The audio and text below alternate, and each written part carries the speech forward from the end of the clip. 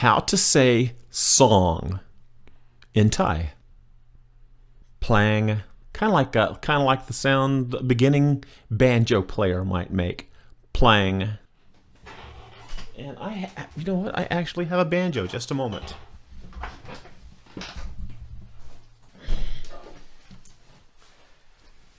Actually, in this house, I have 5 banjos, and this is the left-handed one that my sister uses when she comes over. And there's your plang. เพลง เพลง เพลง เพลง And here's Kun Sidam, and he's going to use the word plang in a sentence for us. Plang, flat tone.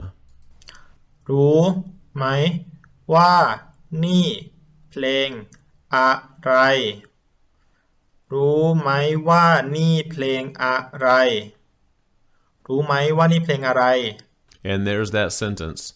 Ru mai wa ni plang arai. It means, do you know what song this is? So now you know how to say song in Thai. Please hit subscribe. Please hit like.